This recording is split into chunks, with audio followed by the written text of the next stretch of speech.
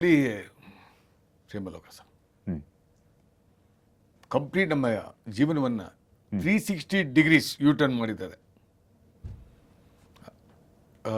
ದಿವಂಗತ ವೀರಸ್ವಾಮಿ ಸಾಹೇಬರು, Eshwari pictures, Ravichandran sir, ಹಂಸಲೇಖಜಿ,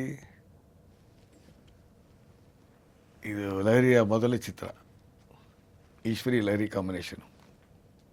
ಈಗ ಅವ್ರಿಗೂ ಮೊದಲು ಸರ್, ನಿಮಗೂ ಮೊದಲು ಮೀನ್ಸ್ ಆ ಥರದ್ದು. ಹೌದೌದು, ನಿರ್ಮಾಣದಲ್ಲಿ ಸಾಕಷ್ಟು ಈಶ್ವರಿ ಸಿನಿಮಾ ಮಾಡಿತ್ತು, ಬಟ್ ಇಷ್ಟು ದೊಡ್ಡ ಬಜೆಟ್ ಆಡಿಯೋ ವಿಚಾರದಲ್ಲಿ ಹೇಳಿ. ಆಡಿಯೋ ವಿಚಾರದಲ್ಲಿ ಮತ್ತೆ ರವಿ ಸರ್ದು ಡೈರೆಕ್ಷನ್. ಹೌದು, ಫಸ್ಟ್ ದೊಡ್ಡ ಪಿಕ್ಚರು, ತಮಾಷೆ ಅಲ್ಲ ಸರ್ ಅದು. ಓ ಎಂಥ ದೊಡ್ಡ ರಿಸ್ಕ್ ತೊಗೊಂಡಿದ್ರು ಅವರು. ನಿಜವಾಗ್ಲು ನಮ್ಗೂ ರಿಸ್ಕ್ ಇತ್ತು. ಹೈಯೆಸ್ಟ್ ಮೊತ್ತ ಕೊಟ್ಬಿಟ್ಟಿದ್ದು ಅವಾಗ. ಮುಗೀತು ಕತೆ ರೀ ಇವ್ರದ್ದು, ಲಹರಿದು ಮುಗೀತು, ಈಶ್ವರಿದು ಮುಗೀತು ಅಂತ 5 ವಾರ ಪಿಕ್ಚರ್ ಓಡಲಿಲ್ಲ ಅಂದ್ಬಿಟ್ಟು ನಮ್ಮನ್ನೆಲ್ಲ ಆಡ್ಕೊಂಡಿದ್ದಾರೆ ಜನ ಆ ಟೈಮಲ್ಲಿ. ಗಾಂಧಿ ನಗರಿಗಳು. ಆಮೇಲೆ ನೋಡಿ ದೂರದರ್ಶನದಲ್ಲಿ ಹಾಡು ಬಂತು, ಟರ್ನ್ ಆಗೋಯ್ತು.